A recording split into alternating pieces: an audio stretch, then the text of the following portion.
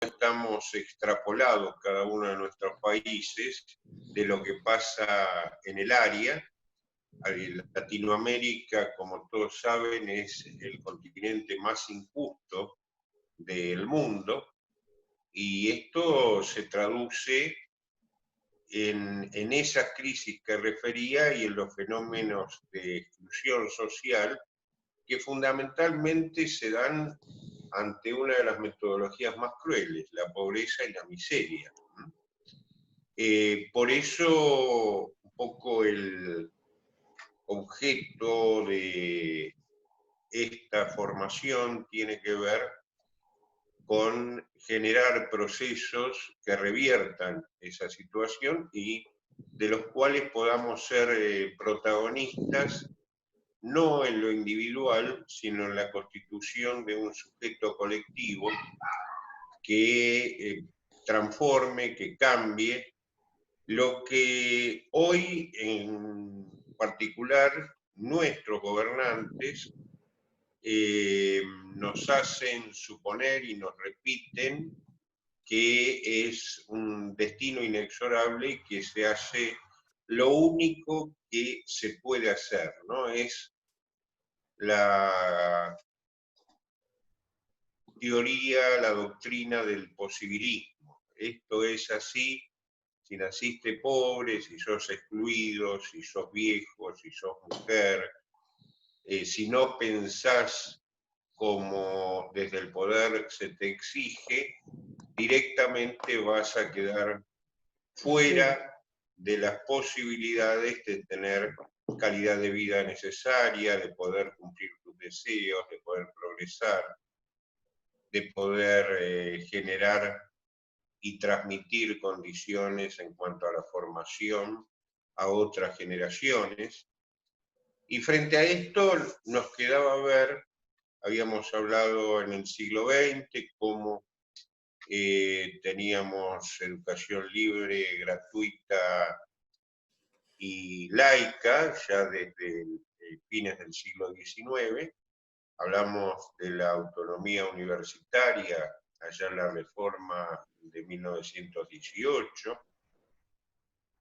Hablamos cómo tuvimos un sistema higienista en términos de la salud hasta la década del 20 y cómo pasamos a la salud pública con un concepto fuertemente sociosanitario hacia mediados del siglo, hacia 1950, cómo inclusive hubo intentos de hacer políticas de salud y no de enfermedad, como hoy ocurre, a partir de la fabricación de la monodroga, de la droga básica en nuestro país, y cómo quienes lo intentaron fueron derrocados como gobiernos y perseguidos hasta en términos históricos, ¿no? Anulados desde lo que era su nombre en la historia. Y esto con las distintas expresiones políticas, que en definitiva tampoco son demasiado distintas en los últimos 70, 80 años en Argentina. Mi generación vivió prácticamente en regímenes militares en forma permanente. Digo esto porque soy de los más viejos que está apareciendo en este video. Y en el 83, cuando se recuperó la democracia en términos políticos formales, nunca nos propusimos, y esto es una autocrítica generacional que mencionaba en la anterior reunión, conformar una sociedad democrática, es decir, gozamos quienes habíamos estado presos o en el exilio, o directamente en el exilio externo o interno en el propio país, disfrutamos de lo que supusimos ser la recuperación de la democracia. Suponíamos ver la recuperación de la democracia, democracia que no había existido en todo lo previo, como mencionaba antes, y que es más, nosotros, con las ideas de cambio de los 60 y demás, habíamos formado parte de grupos políticos, algunos basados en la acción militar también, que tampoco ascribían a los criterios de la democracia formal, que se llamaba en términos ideologizados la democracia burguesa. Y hoy nos vemos en un problema severo porque tenemos un recorte progresivo de derechos y no tenemos en realidad un sistema político que plantee cuestiones distintas, y es más, todos los grandes ajustes que se hacen en Argentina y en Latinoamérica es a expensas de los pueblos, ¿no? Es decir, de los trabajadores que dejaron la actividad y están jubilados. Y cuando vemos las leyes previsionales, Teo tenía particular interés en esta cuestión, por eso vamos a desarrollarla durante el siglo XX. Yo recordaba que la primera ley que tuvimos en Argentina al respecto era la 4349, que era una ley de 1904 y que tenía que ver con la previsión de empleados, trabajadores del servicio público. Esa ley, que también decíamos tenía una estructura bismarquiana, es decir, X cantidad de aportantes trabajadores activos para sostener a uno que había dejado la actividad. Al día de hoy sigue siendo míticamente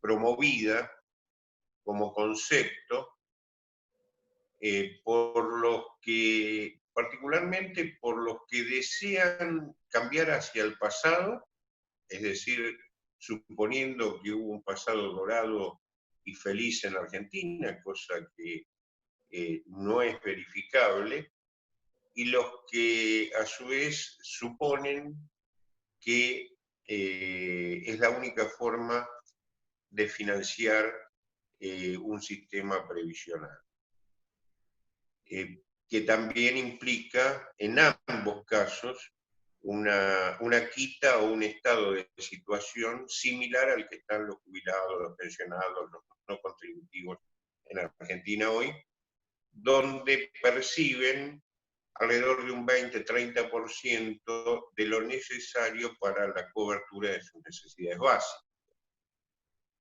Después de la dictadura militar que concluye en el 83, verificamos sobre lo que era el sistema previsional, un sistema que tenía cajas de jubilaciones por actividades y que ya tenía vaciamientos a partir del año 55, como cuando se había estructurado como sistema, vaciamientos inclusive en términos del empleo formal, de empresas que eludían los aportes correspondientes y demás. Nos encontramos que la dictadura militar, con quien fuera su ministro de Economía, Martínez Dios, una obviamente dictadura propatronal, absolutamente, hace una quita en términos de los aportes patronales de un 15%. Es decir, retrae de los ingresos al sistema un 15% de los aportes patronales que, recordemos, en Argentina es el 16% por cada trabajador en relación al aporte patronal y el 11% que pone el trabajador al sistema. Esto es un tema que hay algunos trabajos hechos, inclusive nuestros, donde en realidad hay comprobación fehaciente que gran parte del supuesto aporte patronal es una exacción que se produce sobre el propio trabajador, vale decir, la termina pagando total o parcialmente a través de lo regresivo de las políticas de haberes el propio trabajador, ¿no? Aunque la pague formalmente el patrón, el que pone indirectamente por depreciación de su sueldo, esa parte es también el trabajador, total o parcialmente. Pero bueno, ahí tenemos una merma de un 15% en la dictadura, y obviamente empiezan ya los gobiernos democráticos con una base de haberes muy bajo. Esto lleva que inclusive algunas cuestiones relacionadas con el cálculo inicial del haber del jubilado generen pleitos, se judicializa el sistema y hasta los 90 hay un caso que se llamó Chocobar, nada que ver con uno posterior que hubo hace poco tiempo en relación a un policía que tenía era un homónimo. Es un caso Chocobar que correspondía a un jubilado, don Sixto Chocobar, que le pagaban mucho menos de lo que le correspondía conforme el cálculo de su deber inicial, inició un trámite judicial, llegó a la Corte, y la Corte, y esto tomémoslo como un hito porque lo sigue haciendo al día de hoy, cuando libera a los grandes corruptos y demás, nunca decidió sobre ese expediente, y para hacerlo tuvimos que generar en ese momento, yo estaba en la Dirección General de Discapacidad y Tercera Edad, ir a la Comisión Interamericana de Derechos Humanos con una denuncia de privación de justicia para con los jubilados. La comisión intimó al Estado argentino y a la Corte para que emitiera una sentencia, emitió una sentencia brutal con la quita del 87% sobre la petición que tenían planteada los jubilados y el mismo Sixto Chocobar. En esos periodos se generan, como solemos tener en Argentina, terribles procesos inflacionarios, el del 89, con alrededor de 3.500% de inflación anual, por lo cual la depreciación de los saberes, de los sueldos en general y de los saberes del jubilado en particular, fueron realmente brutales, y esto llevó a que arribara hacia los 90 el gobierno, cuando hablamos del 83 hablamos del gobierno de Raúl Alfonsín, hacia el 89 con la crisis de hiperinflación se da el gobierno, se adelanta el traspaso del gobierno a Carlos Saúl Menem. Hay que recordar que ya habíamos tenido durante esos años varios conatos militares, de los llamados caras pintadas, vale decir que el poder militar estaba absoluta y directamente presente. Y en el 90 se da, frente a esa hiperinflación, un caso muy particular y muy similar al que aún vive Ecuador, que es la convertibilidad. Es decir, el ministro de entonces, Domingo Felipe Cavallo, genera una ficción en cuanto a que el peso argentino, un peso argentino era equivalente a un dólar. Fue la época de los argendólares, un supuesto absolutamente falaz, a partir del cual se iba liquidando el patrimonio argentino, se generó un gran proceso de privatización de todas las empresas, luz, gas, ferrocarriles destruidos y las líneas aéreas. Y lo particular de este proceso es que también se planteó la privatización del sistema previsional.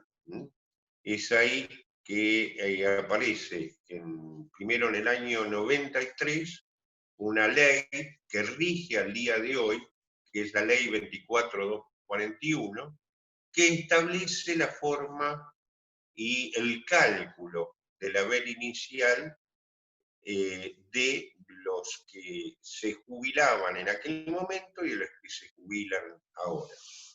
El principal coeficiente de ese cálculo tiene que ver con los aportes de los últimos 120 meses como trabajador activo.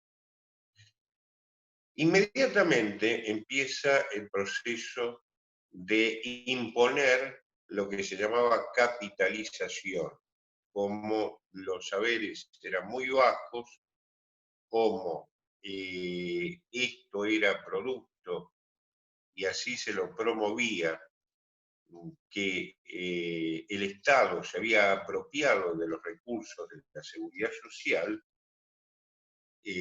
también absolutamente cierto.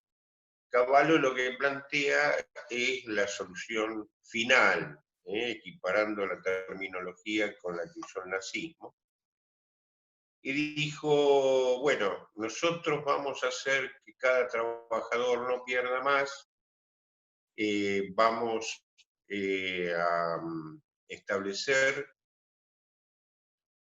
empresas privadas que a forma de security capten el aporte del trabajador en una cuenta individual de capitalización, y ese trabajador todos los años va a saber, todos los meses va a saber cómo se capitaliza su aporte, va a tener una rendición mensual.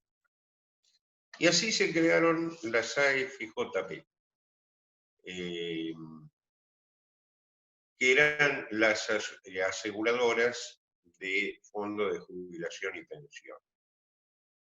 En realidad eran empresas absolutamente truchas, porque no fueron ninguna otra cosa más que un mostrador más de los bancos. Eran empresas que fueron creadas ad hoc, hubo 23 en principio, 8 de ellas tenían que ver relación directa con el sistema financiero, y las restantes fueron empresas fantasmas creadas para sobornar a la dirigencia sindical que a través de este mecanismo apoyó la privatización de ese sistema. Es así que en el decurso del tiempo, de las 23, quedaron solo las 8 que tenían que ver con la actividad financiera en Argentina. Esta ley que las acoge, que es la ley 24463, que se la llamó históricamente Ley Cavallo, nosotros en aquel momento, quienes nos oponíamos a la privatización, de ese sistema, la llamábamos ley lápida. Es una ley que se votó por la aquiescencia de personajes muy particulares que años después votaron la reestatización del sistema, y que es más, aún hoy siguen y han seguido a través de los años siendo parte de los distintos gobiernos. Pero al margen de esto, esas pseudoempresas que financiaron parte del sistema político, que ganaron muchísimo dinero, se llevaron en el lapso de 9 años, que fue su vida, algo así como 12.000 millones de dólares de utilidades sin pagar ningún tipo de impuesto. Y es más, se los consideraba eso que se llevaron gastos de administración. En realidad no montaron tan siquiera una infraestructura al respecto, porque, como decía, era un mostrador más en los bancos y era la promoción de ese sistema al cual aludía muy rápidamente, con la particularidad que la lucha de aquellos que estábamos en contra de esa privatización, acompañados por jubilados de algunas organizaciones, como la Mesa Nacional de Jubilados y Pensionados, la Mesa Coordinadora, como lo que era que ya no lo es, la Central de Trabajadores Argentinos, combativa por aquella época, gremios como la Asociación de Trabajadores del Estado, también enfrentando esa posición, la corriente combativa, las posiciones de los grupos de izquierda. Gracias a inclusive grandes movilizaciones, se juntaron 1 millón de firmas para tratar de evitar la privatización, cosa que no se logró. Lo que sí se logró es que perviviera un pequeño segmento del sistema como sistema de reparto, sistema público de reparto. La diferencia de ese sistema público de reparto estaba dada porque podía permanecer aquel que no optaba por ir a una FJP, pero el Estado promocionaba el ingreso a las AFJP. Es más, quien era el secretario de Seguridad Social previo a la privatización, hasta el día antes, era un promotor de las aseguradoras, y al día siguiente de la privatización fue el superintendente de control de las AFJP, es decir, quien tenía que controlar sus propios negocios. Se llamaba Walter Schultes. Ahora bien, decíamos que se conservó un pequeño segmento de reparto, pero el Estado hacía todo lo posible a través del gobierno del turno para tratar de que cada trabajador fuera al sistema privado, al punto tal que el trabajador que iniciaba la actividad laborativa, si no optaba expresamente los primeros 30 días ir al sistema de reparto, quedaba directamente en una FJP. ¿Qué hacían las empresas, por ejemplo? No les daban permiso a los ingresantes para poder hacer el trámite de quedarse en el sistema de reparto. Vale decir que esto llevó a que la gran masa de nuevos aportantes, más allá de la promoción entre los que ya estábamos trabajando y demás, que fue intensísima, con premios, regalos, programas de televisión, hizo que la mayoría ingresaran al sistema privado, del 70% aproximadamente, y aportaban dentro de ese sistema privado. Por lo cual, ahí se produjo uno de los principales dilemas que no se pudo resolver al día de hoy.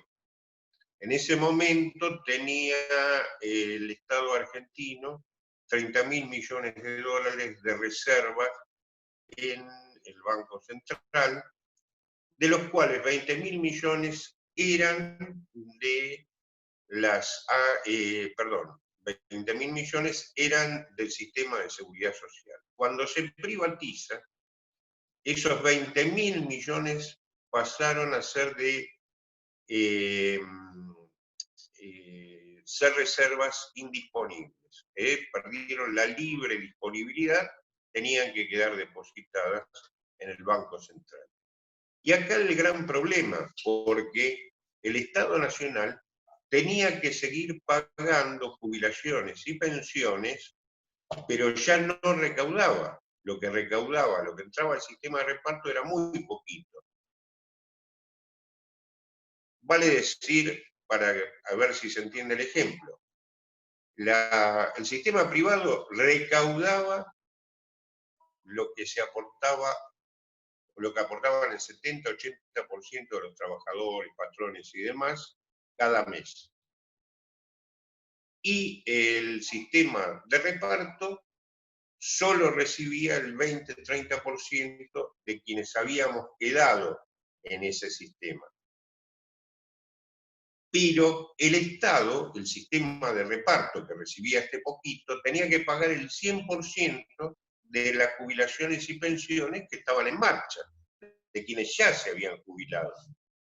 Esto hizo que, y a su vez no tenía reservas, porque esas reservas habían quedado indisponibles. Por lo cual, ¿qué hubo que hacer? Lo que siempre se hace, lo que están haciendo en este momento que estamos hablando. Salen a pedir préstamos a los organismos multilaterales de crédito. Fondo Monetario Internacional, Banco Mundial, Banco Interamericano de Desarrollo. Todos estos organismos en el 90 decían exactamente lo mismo que ahora. Tenían sus papers, un tema que decía que te prestaban el dinero, pero que vos tenías que, como Estado, tenías que aplicar el recurso que te prestaban al desarrollo de la pirámide poblacional, que era la base de la pirámide y no el vértice. Vale decir, los estados nacionales necesitaban la plata para pagar jubilaciones y pensiones, y lo que te prestaban te decían, mire, yo le doy la plata, pero para desarrollar la pirámide lo tiene que poner, la tiene que invertir en los chicos de 0 a 5, de 0 a 10, y no en los viejos. ¿Por qué? Porque los viejos se mueren dentro de un rato. Bueno, se pedían préstamos, el Estado le daba el destino de pagar las jubilaciones y pensiones, los préstamos eran cada vez más caros y de más corto plazo, porque el Estado no tenía reservas, porque habían quedado indisponibles. Y fíjense qué particular. La plata que le prestaban al Estado argentino era la plata que tenían las AFJP. Es decir, nos prestaban nuestra propia plata con intereses altísimos, a plazos cortísimos, y teníamos que devolverla rápidamente e inmediatamente pedir otro préstamo. Así hubo cantidades, blindaje, canje, megacanje, todos nombres rimbombantes, de los que siempre iban a ser el último préstamo. Obviamente, los sectores medios y altos de Argentina estaban muy bien porque tenían supuestos dólares en el bolsillo, porque seguía el 1 a 1, un dólar, un peso, un dólar. Entonces podíamos ir a Europa y pagarle una cena a los alemanes. Pero lo que iba creciendo cada vez más, una pobreza extendida y estructural, y se iba consolidando un criterio no expreso que aquel que se jubilaba, que el adulto mayor total estaba en el último escalón de su vida, ¿para qué íbamos a gastar en ello? Esto tengámoslo muy presente porque lleva a lo que hoy vivimos. Se naturaliza que los viejos de la pandemia se mueren porque son viejos o que alguien en Argentina puede vivir con 16.000 pesos, que es lo que se le paga a 6 millones, a 4 millones de los jubilados y pensionados, o que un discapacitado puede vivir con menos. Se va instalando una cultura. Obviamente, lo que va ocurriendo, y les traigo la foto de principio de los 90, cuando una jubilación mínima era de 150 pesos y una canasta, 150 pesos, recordemos, eran 150 dólares. Y los jubilados peleaban y hacían marchas por el equivalente a una canasta de cobertura de sus necesidades básicas, que eran 450 pesos o 450 dólares. A lo cual no arribaron, no llegaron.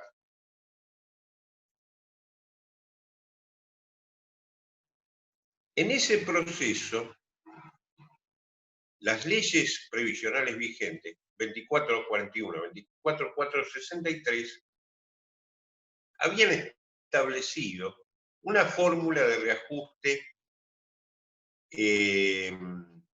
para que no se depreciaran las jubilaciones y pensiones, con una fórmula que se llamó AMPO y que mejoró los saberes o los mantuvo bastante relacionados con los precios hasta el año 97. Pero la ley decía que a partir del año 97 era el Congreso de la Nación que una vez por año tenía que fijar cuáles eran los reajustes conforme la pérdida de cuantía, de poder adquisitivo habían tenido los saberes. El Congreso de la Nación nunca se reunió para este fin. Y así llegamos a la gran crisis del año 2001, donde la depreciación de los salarios de los trabajadores, de los saberes de los jubilados, era realmente monstruosa y ya estaba desatado un nuevo proceso inflacionario que los iba carcomiendo cada vez más. La gran crisis del 2001, que nos pareció hasta ahora, por lo menos generacionalmente, una de las más duras, pareció una de las más duras, porque ahora estamos entrando en una peor a la del 2001. Pero eso seguramente va a ser para otro curso. Llegamos a ese 2001 donde se cae la convertibilidad, no hay más convertibilidad, no hay más 1 a 1, y lo que era un peso, un dólar, casi inmediatamente pasó a ser un peso, un dólar. Para comprar un dólar hacía falta entre 3 y 4 pesos, de un día para el otro. Habíamos tenido un proceso similar también años atrás, en el 87, en el 75, con el llamado Rodrigazo. Por lo cual, las jubilaciones y pensiones y los sueldos de los trabajadores empiezan a perder poder adquisitivo brutalmente. Obviamente que desde el sector del trabajo hay una gran lucha, hay fuerte presencia en las calles y demás, y se obtenían ciertas mejoras, pero en términos de los saberes de jubilados, esto no ocurría. Esto lleva a, a que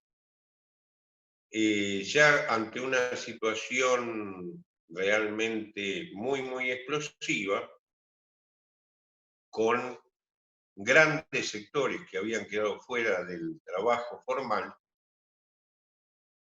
en el año 2003,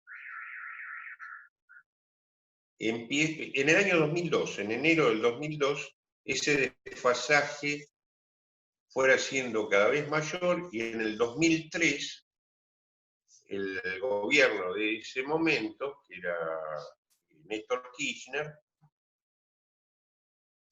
lo que hace es congelar todos los saberes jubilatorios de 1.000 o más pesos e ir aumentando los saberes de la mínima, que estaban en 150 pesos todavía.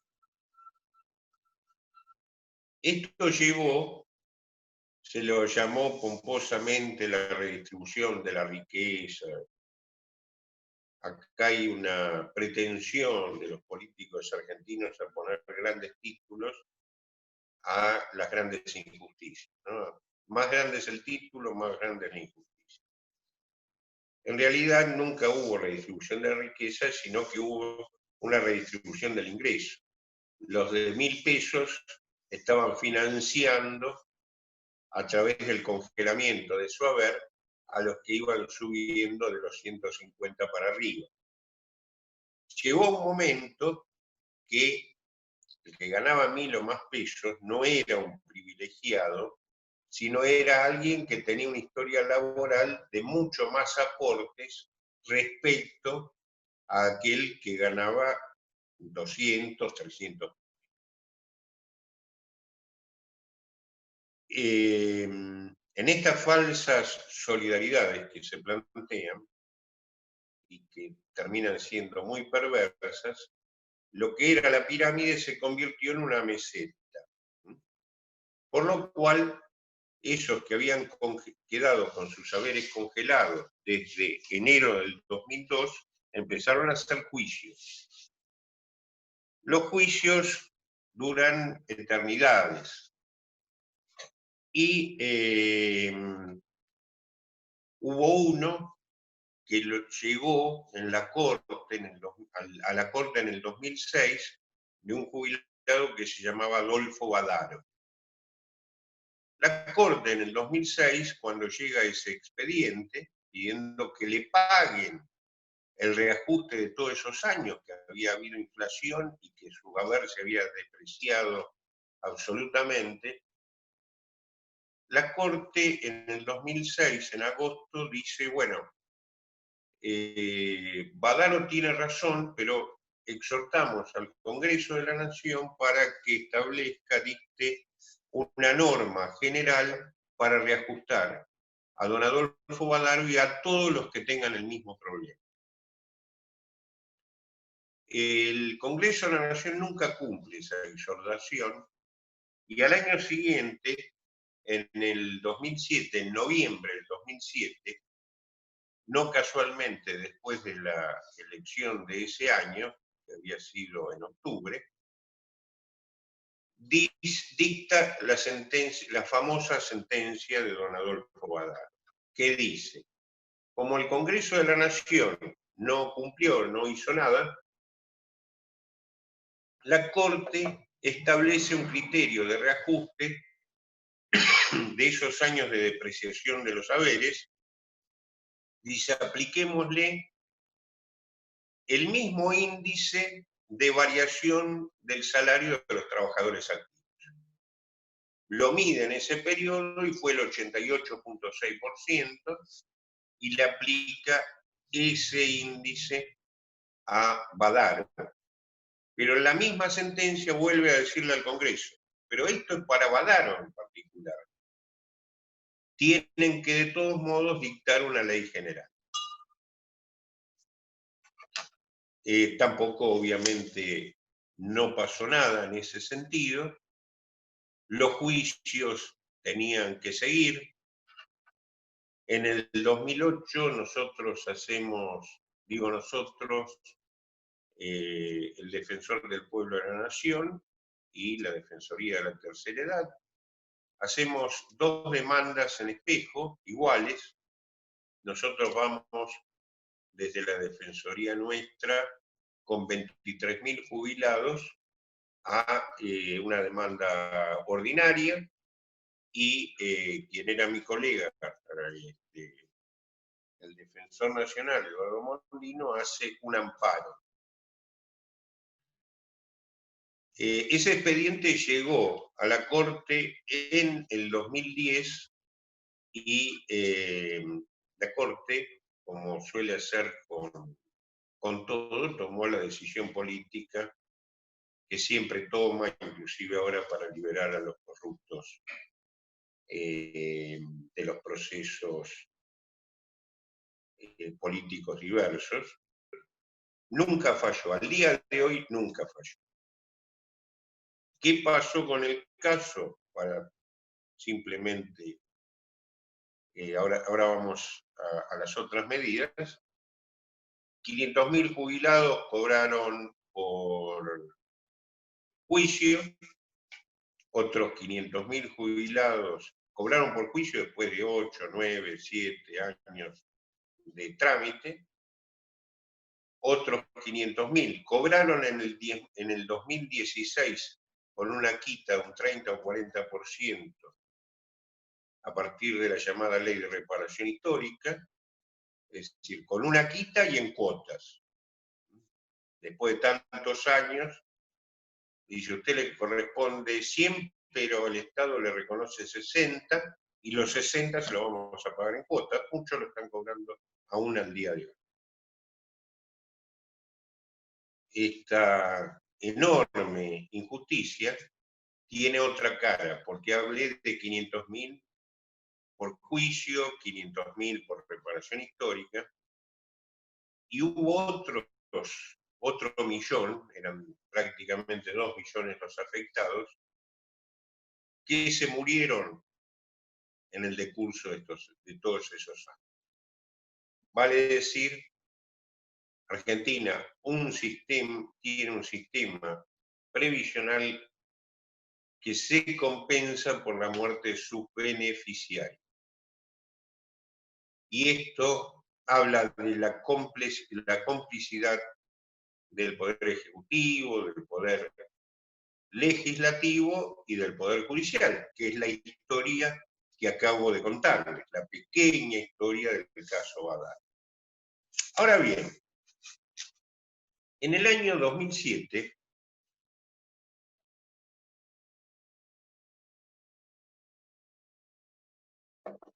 aparece un decreto, allá por mediados de año, un decreto de necesidad de urgencia, en junio, julio que es el decreto del Poder Ejecutivo, el decreto 897.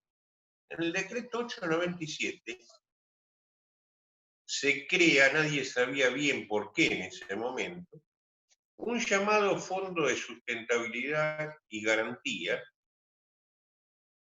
para que funcione como fondo anticíclico, es decir, que proteja los problemas de pérdidas, de cuantía que puedan tener los beneficiarios de ANSES, del sistema de jubilaciones y pensiones.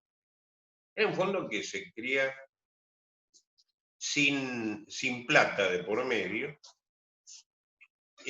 con una particularidad, que tenía un artículo 6, ese decreto 897, que establecía el tope de ese fondo. Es decir, establecía que el fondo debía ser equivalente a el total de erogaciones que tuviera el sistema por año. Vale decir, al total de beneficios que el sistema pagaba en un año. Poco menos de un año después, aparece una ley porque los haberes estaban nuevamente atrasados, porque a su vez el Congreso no había cumplido con la manda de la Corte, aparece una ley de movilidad. En el año 2008, esto fue para noviembre del 2008, que fue la ley 26.417. 26.417. Esta ley establece una fórmula de cálculo objetivo para aplicar a las jubilaciones y pensiones. Era una fórmula polinómica que tenía como elementos a ponderar, la fórmula era 50% de la variación del salario del trabajador activo y el otro 50% la variación de lo que era la recaudación de impuestos que tuvieran porcentuales destinados a la seguridad social. Acá el financiamiento del sistema es mixto, es decir, por un lado, aportes y contribuciones, 50% de la variación de ese salario, y la otra mitad era una recaudación que proviene de impuestos. Los impuestos que tienen porcentuales para el sistema son los siguientes: un poquito cigarrillos, un poquito hidrocarburos, un poquito patrimonios, un poco más ganancias, y el que más pone es el IVA. El IVA, ustedes saben, nosotros tenemos un IVA del 21%, y es el impuesto más injusto y más regresivo que existe en el mundo, que es el que afecta más a los pobres. Porque el que tiene un buen haber o es gerente de la Shellmex, sobre un kilo de azúcar paga el mismo 21% que alguno de los muchachos que trabajan, las chicas que trabajan en algún taller clandestino en mi barrio, que están esclavizados y pagan el mismo 21% sobre el mismo kilo de azúcar. Es más, por si alguno se le ocurre discriminar, que nunca faltan las bestias, en muchos de esos talleres clandestinos están en todo Buenos Aires, por urbano, como en todo el mundo, la mano de obra son ciudadanos migrantes, ¿no? En general, en nuestro caso, de muchos países hermanos, que trabajan 20 horas por día, que no se van a poder jubilar ni acá ni en su país, ¿no?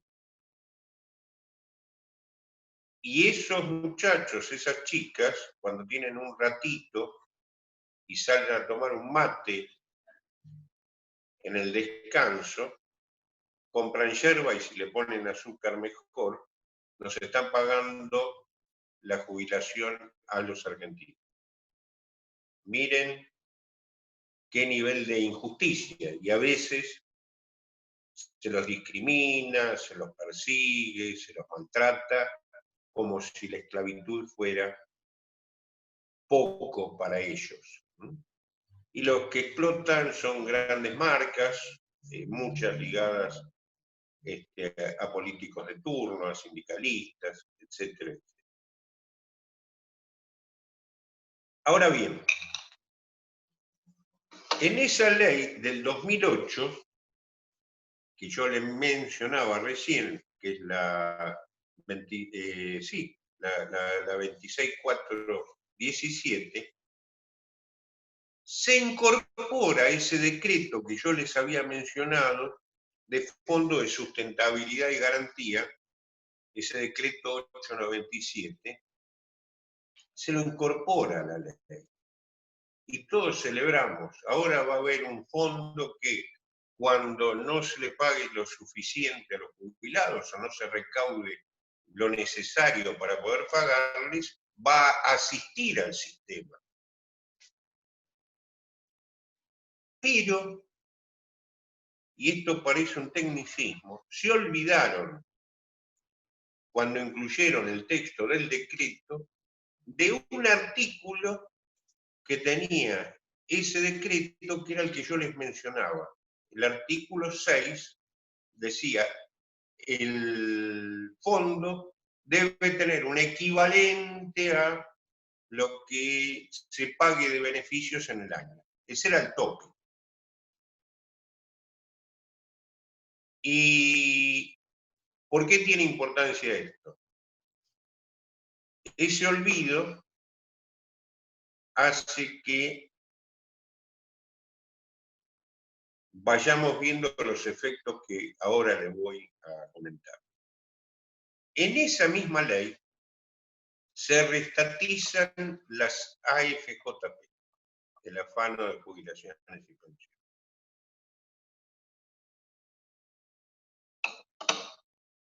¿Qué pasa con las AFJP? Ya habían dejado, acá se crea todo un discurso muy épico en cuanto que se repatriaban los fondos que tenían las AFJP en los paraísos fiscales, etcétera, etcétera. Y aparece un personaje que había sido secretario de Economía en el municipio de La Costa, había terminado procesado por una licitación con el tema de la basura, que había, para salir de ese procesamiento, había ido como empleado de ANSES,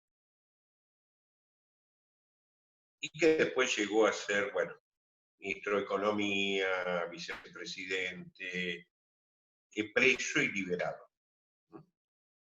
Que fue Amado Boudou, o que es Amado Boudou. Se vendió como que este muchacho fue el que le llevó a Néstor Kirchner la gran propuesta de la reestatización de los fondos de pensión. Debo aclarar que yo y muchos otros que nos habíamos opuesto a la privatización, apoyamos la reestatización. Lo que no quiere decir que concebíamos que la reestatización tenía que ver con esto que ahora les cuento. ¿Qué había pasado? Como les contaba al principio de la privatización, lo único que se trataba el sistema de un negocio financiero que hacían los bancos. El negocio era recaudar y no pagar jubilaciones y pensiones. Como los captados eran trabajadores jóvenes o nuevos, el proceso de los 10 años, 9 años y pico que estuvieron las FJP, recaudaban. Y de cada 100 pesos que ponía el trabajador, se llevaban en gastos de administración y demás, algo así como 60 pesos de cada 100. Ahora, había llegado un tiempo, ya en el 2006, y esto no es interpretación, sino información, porque a mí, a otro colega, nos consultó el propio presidente de la Nación en ese momento sobre el tema de reestatización. Había un momento que los bancos tenían que empezar a pagar beneficios. Y esto, en realidad, les desvirtuaba el negocio, porque el negocio era solo un mostrador. Vale decir que este San Martín moderno, que llevó el tema al presidente de la Nación y que se lo vendió como tal y que llegó a vicepresidente y que después tiene dos causas, dos condenas penales, entre otras, una de ellas por una estafa con la empresa fabricante de los pesos, de la plata en Argentina, había sido simplemente un filibustero intermediario que llevó a la propuesta que Brito, que es el dueño de Banco Macro, que presidía la Asociación de Bancos, le había encomendado para irse del negocio porque ya habían recibido la suficiente utilidad, al punto tal que el Estado Nacional absorbió sus 11.000 trabajadores. No hubo un solo juicio de ninguna FJP, no hubo un solo juicio de ningún trabajador. Y ahí se restatizaron los famosos 100.000 millones que tenían las AFJP. Ese fondo de sustentabilidad, con ese dinero inicial, se convirtió hasta el día de hoy en una AFJP gubernamental, no estatal. Es decir, todos los gobiernos de turno usaron y usan el Fondo de Sustentabilidad y Garantía para financiar cuentas del Estado, y en ningún momento, con haberes totalmente degradados al día de hoy, auxilió, se le dio un peso a un solo jubilado. Y ya vamos llegando a la actualidad. Lo particular es lo que les decía en términos del artículo que se olvidaron de poner en la nueva ley, que era del tope de lo que debía ser el fondo, ¿Por qué? Porque la nueva ley contiene un artículo que dice que los recursos del fondo podrán ser utilizados, es decir, de esos recursos, el excedente de un 20% de los recursos podrán ser utilizados para el desarrollo de la economía en general. ¿Cuál es la excedencia del 20% de algo que no tiene stock? Se generó una gran laguna legal y esto hace que los gobiernos prestaran plata barata a empresas, hicieran planes de los más diversos, y hoy se pague desde ANSES cualquier beneficio en detrimento de lo que ingresa a ANSES, beneficios como AUH, como el IFE ahora y demás, que debieran ser pagados directamente por el presupuesto nacional.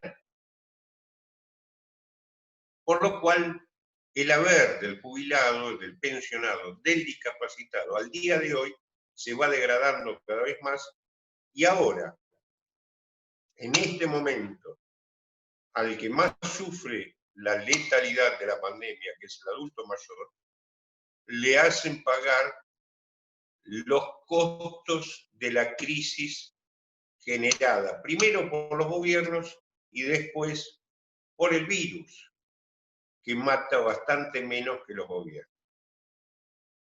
Es lo que estamos viviendo hoy, una enorme cuota de hipocresía, la profundización de la inequidad y el sometimiento a las reglas de la exacción tanto a los trabajadores como a los adultos mayores. Acá llegamos y vemos las preguntas, las inquietudes, las que podemos las contestamos ahora, y si no, dejamos el canal abierto para lo que falte, para que nos vayan preguntando y nosotros les vayamos respondiendo aún después de esta reunión. Esta clase está grabada como todas las demás. Yo también creo que hay bastante que digerir, pero seguramente habrán visto las clases anteriores y por ahí trajeron hoy algo. ¿Ahora se me escucha para hacer una pregunta? Perfecto, Sí. perfecto, Martín, sí.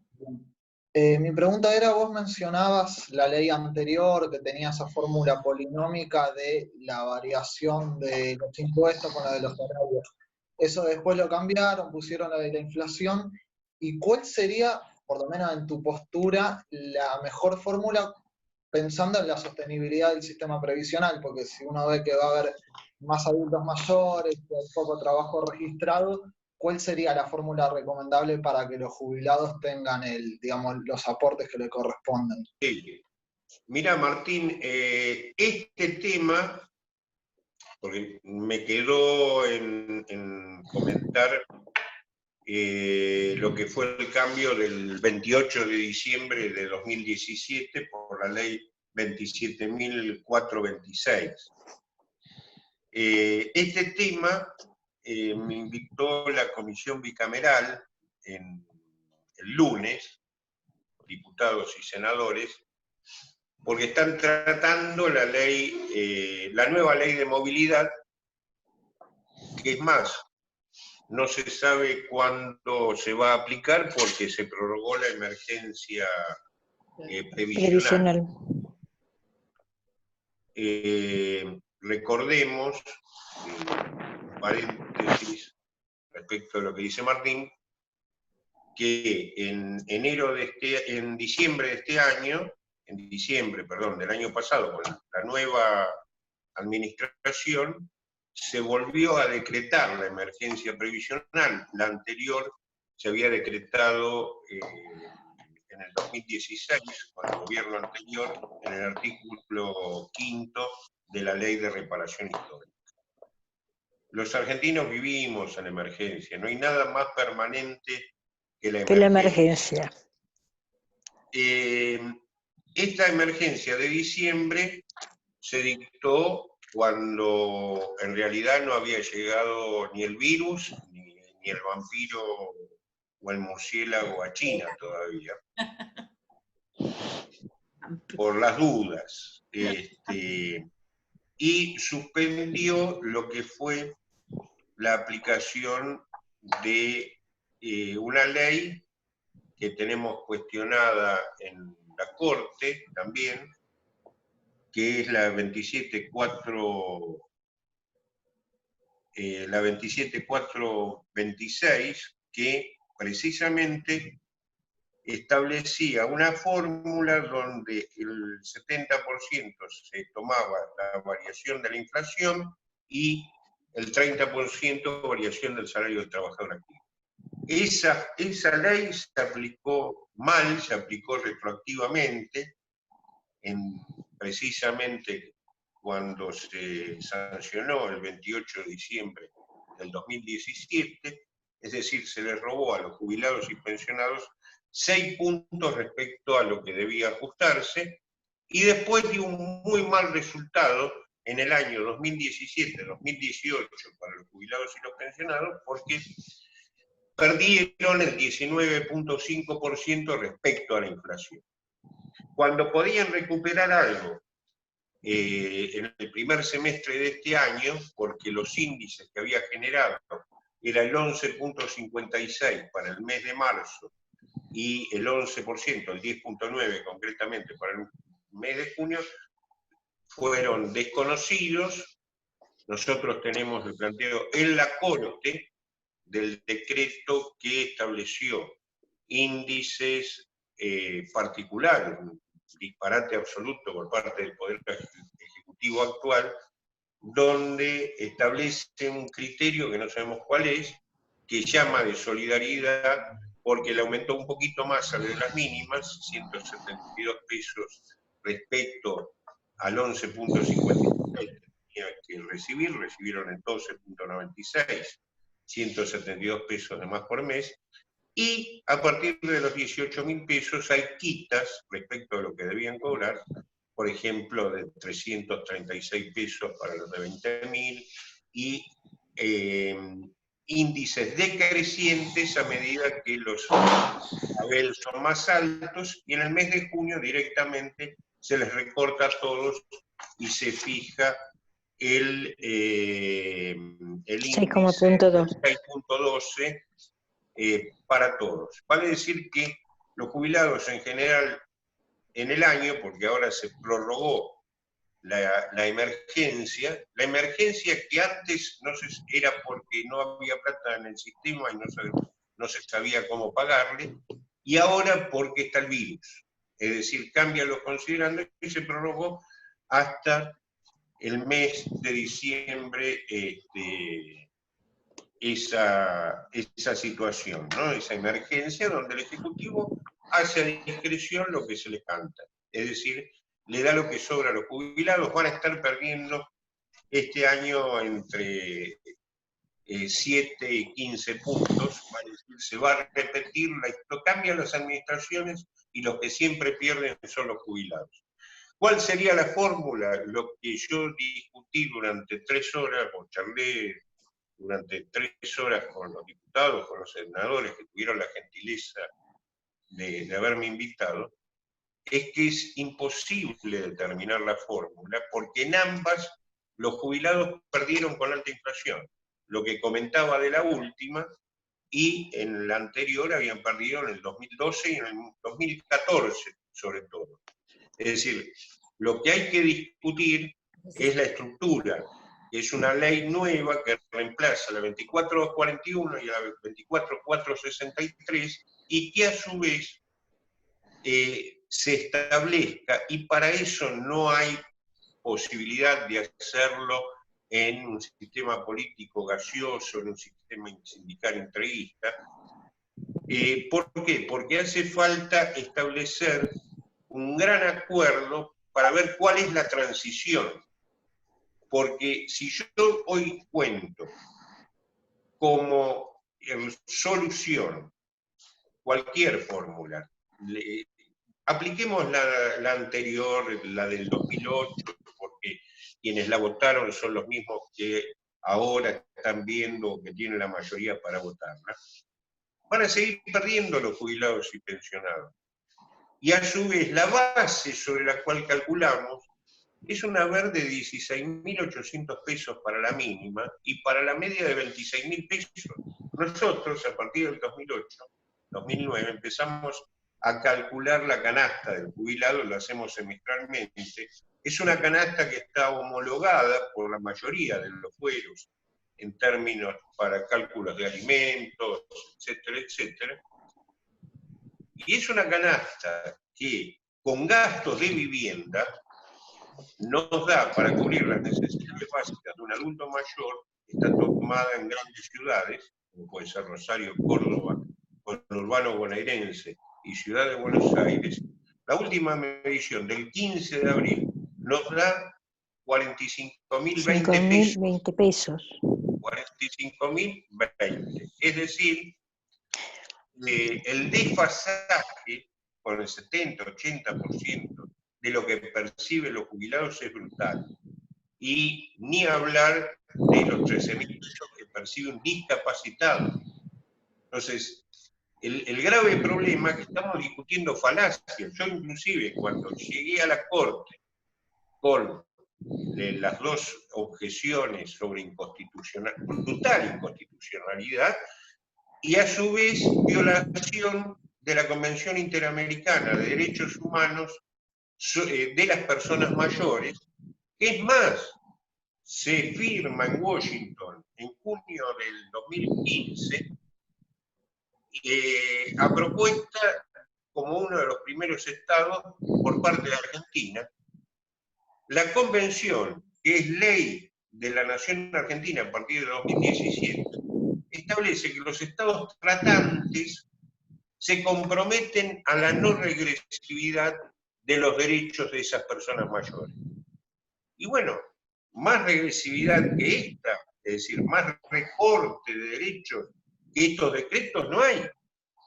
Entonces, me parece, como ocurrió en muchos otros países, y me tocó participar en algunos, hay que hacer una reforma estructural. Cuando se habla de reforma en Argentina se tiene miedo porque se usa como sinónimo de recorte de derechos, de pérdida de derechos. Acá hay que hacer una reforma para ampliar derechos. Y en la primera gran discusión es cuál es el haber mínimo, cuál es nuestro criterio. El haber mínimo tiene que ser equivalente a una canasta. Y esa canasta la puede hacer el INDEC. Lo estaba hablando con Todesca hace un año, ahora lo estoy hablando con Labaña. Es decir, el INDEC tiene una gran capacidad operativa para hacerlo. Nosotros lo hacemos modestamente, pero con una metodología permanente de más de 10 años que se fue convalidando porque nunca se cambió la metodología, se siguieron evaluando los mismos comercios, los mismos productos, la misma grilla de productos. Y me parece que el gran debate es cuál es la mínima y cuál es el financiamiento. Que esto es lo que no se quiere discutir, Martín. Porque, ¿qué pasa? A ver, el financiamiento desde el trabajo, tenemos 37% de trabajo en negro, no registrado, y cuando termine la cuarentena, que ahora entramos en los segundos 100 días, vamos a tener un 4 o 5% más de trabajo no registrado. Vamos a estar orillando el 50% de trabajo no registrado. Ese trabajo no registrado aporta 0 al sistema. ¿Cómo puede ser que de la otra parte es el IVA el que pone el 11% mensual? No puede haber un sistema que se suponga sustentable, porque los jubilados se mueren en la espera de la resolución de un juicio. Y por el otro lado, porque los pobres, más pobres, a través del IVA, mantienen a los pobres jubilados. Mientras que no hay nadie que me haya explicado, y se lo decía el otro día, por qué las rentas no aportan nada al sistema. Por ejemplo, la renta minera, que se lleva el 100% de lo que saca, de lo que extrae, y no nos enteramos porque extrae a declaración jurada, no aporta nada. Hidrocarburos, hoy está baja la renta de hidrocarburos, pero aporta un poquitito. En Finlandia, y concluyo, hay un índice para medir la seguridad social, que medir cuál es la calidad de vida en el presente y cuál es la sustentabilidad hacia el futuro de los sistemas, que es el índice Melbourne. Ese índice Melbourne mide estas variables en 35 países. El país que anda primero, segundo, ahí están en los primeros tramos, está Australia, Noruega, está, bueno, bajo Suecia, está Dinamarca, está Holanda. Pero el que hoy es la vedette es Finlandia. Finlandia era el tercer mundo en la Escandinavia hace 20, 30 años. Era un cubito de hielo. Ahora los tipos empezaron a extraer petróleo, descubrieron y empezaron a extraer petróleo, y dijeron, la renta petrolera va directamente, la acumulamos para tres grandes temas, que son estos pilares que yo mencionaba al principio de esta charla. Educación, salud y previsión social. Hoy están ahí en el segundo o tercer lugar en el índice Melbourne de la seguridad social. Y nosotros, que fuimos uno de los primeros países en términos históricos, el primero de Latinoamérica, en tener un régimen previsional, estamos en el puesto número 35. Entonces, ¿qué es la gran diferencia? Es que hubo un proyecto de país y que hubo una dirigencia de ese país que acordó trabajar conforme el proyecto que consensuó la sociedad. Me parece que esta es la gran dificultad que tenemos hoy, porque ya te digo, cualquier yo le decía en broma a los legisladores el otro día, es decir, la tercera fórmula van a tener que contratar al mago Mandrake para hacerla, porque ¿qué sabemos en relación a la inflación? ¿Cuál puede funcionar? Si hemos visto que todas perdieron.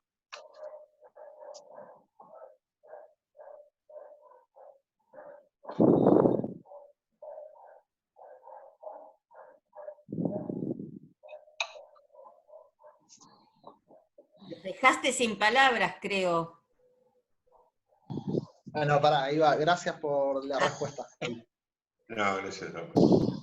Se durmieron todos. No. Estamos digiriendo. Estamos acá. ¿Habían pensado en el tema de la seguridad social en términos de financiamiento, no? Juli, tenés apagado el micrófono. Julieta.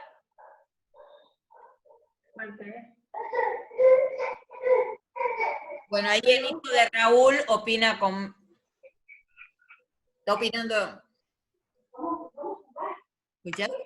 No, les preguntaba, chicas, si habían pensado el término de la seguridad social en términos De financiamiento.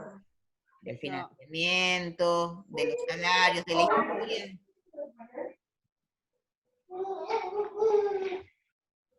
No, te ayuda a entender. Una cuestión, ¿puede ser? Bueno. Claro. No, muy breve, pero ¿cómo vos referís, digamos, a la Administración Nacional de Seguridad Social, a los sistemas que están referidos al sistema nacional, a los ubicados dentro del marco del sistema nacional? ¿Qué pasa con el financiamiento? Volviendo al financiamiento, en dos aspectos, en las provincias y también teniendo en cuenta, digamos, que hay, como vos decís, una gran cantidad de potenciales beneficiarios, trabajadores, que no tienen posibilidad de jubilarse, y teniendo en cuenta, digamos, que las relaciones fiscales que hay con la provincia es bastante desigual con la nación. En relación también a las posibilidades que tienen las cajas de jubilaciones, porque hay algo que seguramente no conoces muy bien, Eugenio, y tiene que ver con el intento de armonización de las cajas, o sea, de la equiparación de las cajas con las cajas nacionales, que hubo mucha disputa en estos últimos 4 años y no se terminó de armonizar en muchas provincias, a pesar de que las cajas de jubilaciones en la provincia son deficitarias. Sí. ¿Entiende el planteo? Sí, absolutamente. Mirá, lo que está pasando, Raúl, es que esa supuesta armonización en realidad es quitar derechos a los que están en las cajas provinciales. Por ejemplo, yo estuve en Córdoba con el tema del Instituto de Córdoba, que tenía el 82% móvil, bueno, hoy están en el 73%. Es decir, hay decenas de cajas, las cajas profesionales, regionales, las provinciales, que son deficitarias. Son deficitarias porque se siguen basando en la relación de lo que son los aportes tradicionales con la cantidad de una población que va pasando a jubilarse, que es cada vez mayor. Tenemos hoy una oportunidad histórica en Argentina. Primero, creo que el pensamiento está viejo, en total. Un tema que se relaciona con lo que hablaba con Martín. En muchos países se está pensando y se está actuando al respecto en establecer el quantum jubilatorio en relación con la dependencia. Es decir, acá no se contempla ese tema ni remotamente. Por ejemplo, hay países que a alguien de 85 años se le paga el 120% en relación a lo que cobraba en actividad. ¿Por qué? Porque a mayor edad, mayor necesidad. Bueno. Entonces, esto es porque son estados que son tontos, no son capitalistas, no, todo lo contrario. Es porque se ha verificado que hay dos variables que caracterizan el envejecimiento, que yo las mencioné al principio de estas charlas, que es el paso del tiempo y la autodeterminación de las personas, la autovalía, que es la libertad. Entonces, ¿qué se hace? Fortalecer a través del paso del tiempo la autodeterminación, es decir, que tenga la persona el recurso económico necesario para manejarse, y el Estado gasta menos. Hoy tenemos miles de programas de adulto mayor, de ayuda, que son ineficientes e ineficaces. Y en Argentina no se los puede ni mencionar porque mantienen estructuras de punteros políticos, etcétera, etcétera. Bueno, vos en el PAMI bien lo viste a través de la vida, Raúl. Entonces, si no se concentra todo ese recurso en favorecer la autovalía y que la persona tenga lo necesario para disponer por sí mismo, y los programas tienen que ser de promoción, de ayuda real a promocionar derechos, no a mantener estructuras políticas o sindicales caducas, que es lo que hoy está pasando. No, porque hay que discutir la financiación del sistema y el sujeto al que estamos pagándole la jubilación. ¿Qué tipo de sujeto contemplamos? Vuelvo a lo que les decía a los señores legisladores el lunes. no se puede ver un todo por partes. Es decir, es muy difícil. Por eso, ¿cómo voy a tratar yo un problema aislado como la movilidad, o podría tratar el cálculo de tal o cual cosa, o podría es decir, tenemos que ver el todo, y a partir del todo, ver cómo se van estructurando cada una de las piezas, pero tenemos que definir hacia qué todo vamos, porque si no, seguimos, fíjense, estamos hablando de la ley de Cavallo, seguimos hablando a partir de una ley que había sido estructurada para otra cosa y un mundo que ya no es el de hace 30 años atrás.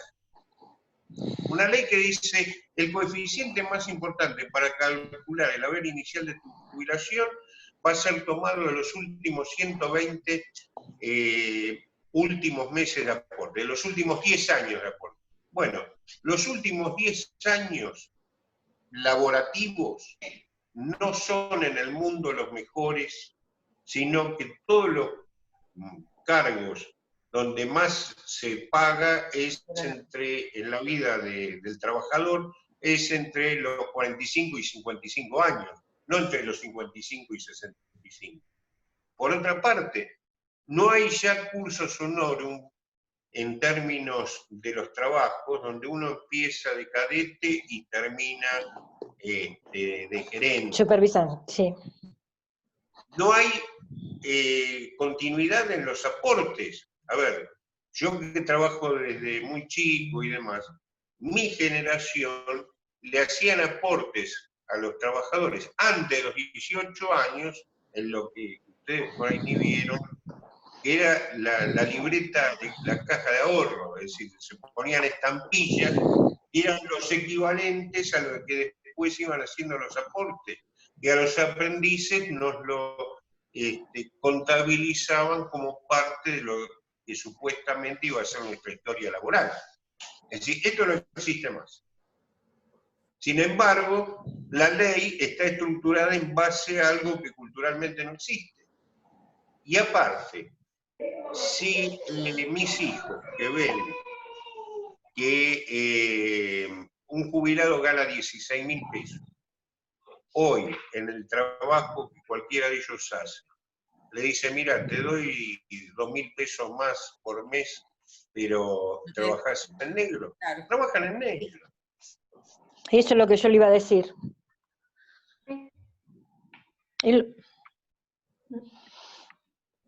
Igual que la fomentación de los contratos a pagar por monotributo, en lugar de ponerlos en blanco.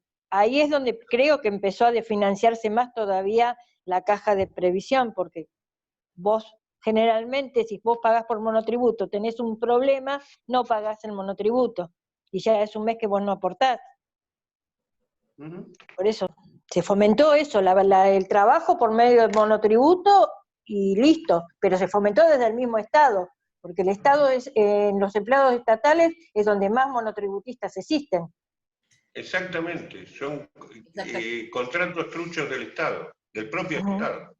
Del propio Estado. A autónomos se le robó siempre, en 30 años se le robaron los aportes, porque están jubilados la enorme mayoría con la mínima, y hay con la mínima que han aportado a categorías mucho más altas. Sí. Sí. Eso también se tendría que ver en la futura ley, de cómo se regulariza eso. Yo creo que lo primero es discutir el financiamiento. Sí. Es un buen momento porque Argentina es el país que menos envejeció en Latinoamérica en los últimos 30 años. Estamos en un periodo ventana. Argentina es un país que hoy tiene 76 años de expectativa de vida y hace 30 tenía 71. Hace 30 era el segundo país más envejecido, primero el Uruguay, venía Argentina, Cuba y Chile cuarto, y hoy somos el séptimo. Habíamos llegado ya hace 30 años a la última etapa de la transición demográfica y empezamos a envejecer a la tasa mundial, que fueron 5 años, porque duplicó África su expectativa de vida, y no envejecimos a la tasa latinoamericana, que estuvo entre 8 y 12 años. Hoy primero está Chile con el 80.3 de expectativa de vida, después sigue Uruguay, sigue Cuba, Costa Rica, Panamá, México, y viene Argentina en el mismo escalón que Perú y Ecuador, que estaban entre 10, 12 años abajo nuestro. Quiere decir dos cosas: que cuando los políticos hablan de aumentar la edad jubilatoria es porque no saben de qué cuerno están hablando, y segundo, que estamos en un periodo de ventana con una sociedad que no está tan envejecida como para que se puedan hacer cambios estructurales en el sistema. Claro. Todavía hay que Ahora, si seguimos pensando para atrás, no avanzamos, ¿no? Profe, a mí me sirvió para entender muchas cosas que por ahí no tenía muy en claro, como por el tema de por qué la persona jubilada cobraba de menos, entender el impuesto a las ganancias, entender hasta dónde va la plata, y también yo digo, el adulto mayor y jubilado es un sujeto de derecho, y uno de los derechos que tiene es la seguridad social, en ningún momento se está cumpliendo. Sí, por eso hablaba de más muy, allá. muy amplio, pero a mí me sirve porque la verdad que no la veía la materia así, no imaginé de qué se trataba y es muy complejo, pero me sirvió para entender cosas que no las entendía y que me daban mucha bronca. Nada más. ¿Te acordás cuando nosotros hablamos del proceso de envejecimiento, que no solamente tomamos la vejez, sino lo que está pasando con los futuros viejos, con todos nosotros que somos envejecientes? Bueno, tiene que ver con esto que Eugenio está señalando en esta materia, cuando dice, bueno, todavía no somos un país muy, muy envejecido, todavía tenemos gente joven en el mercado laboral, repensemos el financiamiento, o sea, de dónde se va a armar esa caja de la seguridad social, que es un debate que nos compete a todos. Por eso no hablamos de los viejos solamente, ¿sí? Por eso, digamos, es interesante repensarlo de los lugares de trabajo de cada uno, ¿no? Y de la participación en estos temas. Y acá nos está pasando, perdón, acá en Chubut nos está pasando y es muy triste. Nosotros estamos cobrando 3 meses tardíos y a mí, a la mayoría nos reduele que la persona que está jubilada y que trabajó toda su vida tenga que estar esperando para cobrar tan tarde, que tenga los haberes congelados y que no pueda acceder a muchos aumentos. Es una realidad de todos, no de un sector, de todos los argentinos. Parte del paquete que tenemos que discutir todos, ¿sí? Nos metemos también en esa discusión, Clau. Sí. Ya como cambió también el concepto de lo que venían a estudiar, ¿no? A los viejos, y no. Estamos estudiando, estamos revisando la sociedad toda. Todos somos parte de este proceso. Raúl.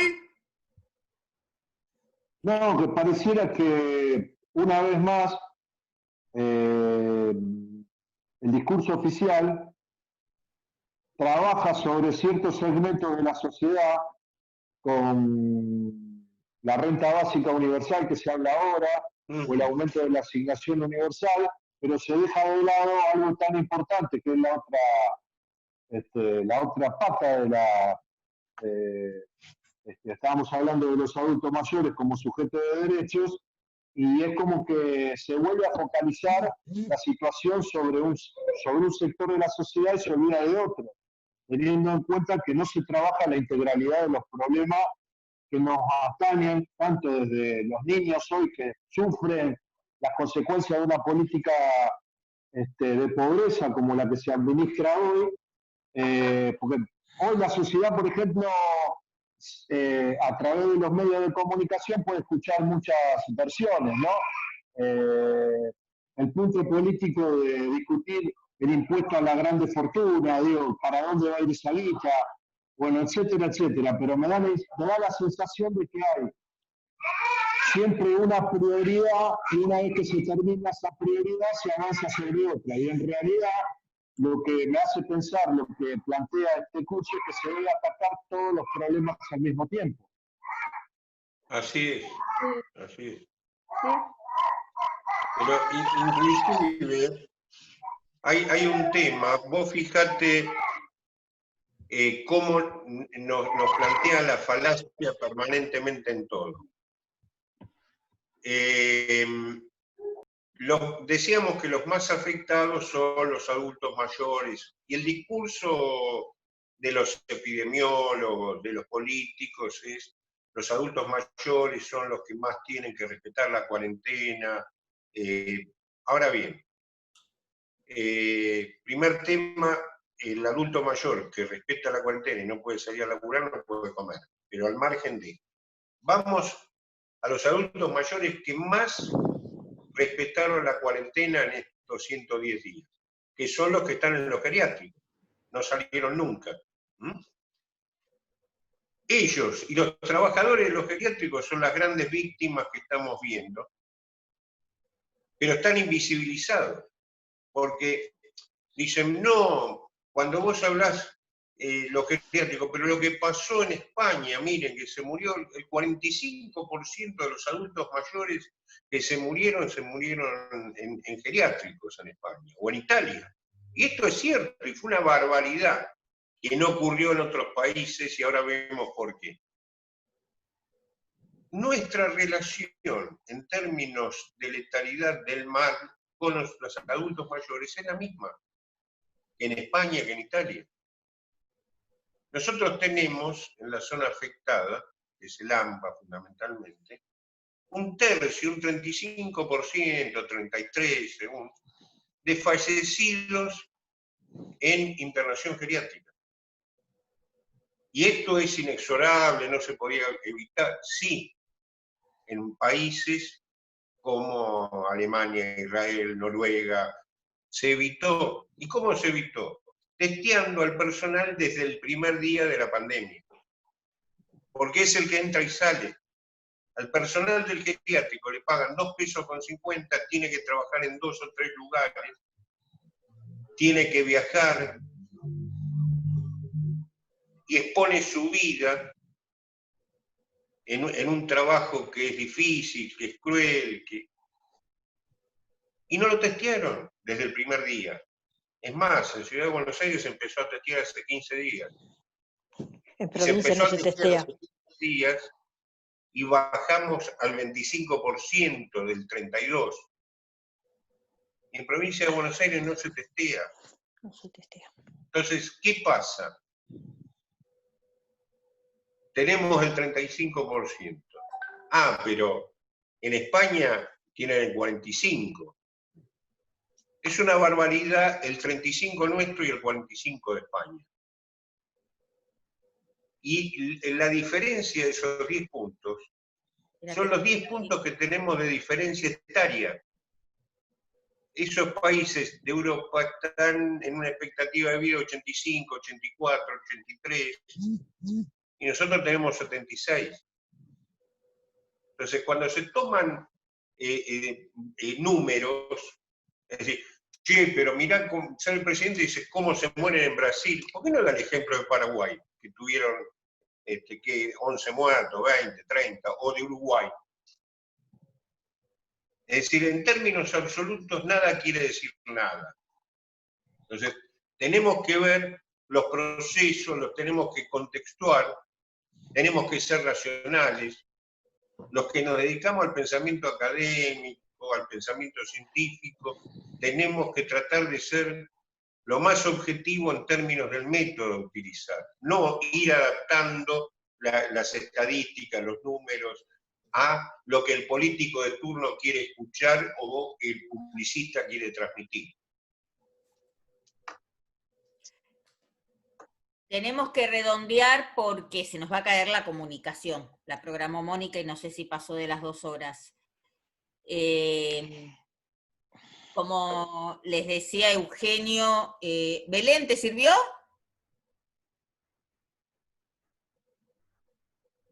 Se cayó. No, sí.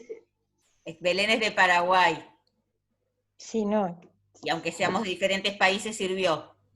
Sí, sí, muchísimo. De hecho, venía ya conversando con Teodora sobre este curso. Bueno, lamentablemente no me pude incorporar al completo, digamos, pero sí voy a buscar los videos Sí. para poder, porque de fondo pueden ser que en términos de leyes seamos diferentes, pero en esencia y en contenido, o sea, la problemática de Argentina, de Paraguay y yo diría de Latinoamérica es muy parecida en términos de la seguridad social y en términos también de lo que es el adulto mayor, ¿verdad?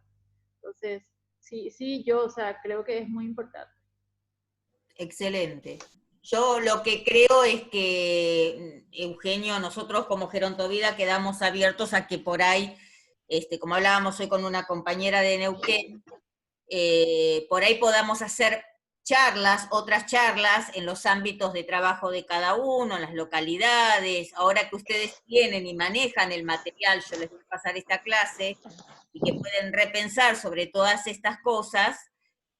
Bajo ningún concepto es una clase convencional en la que acá haya que repetir conceptos ni se vayan a tomar los conceptos, sino de replicación del método de pensamiento. Así que con que abramos más espacios para debatir, esto sería el golazo de haber pasado por este seminario.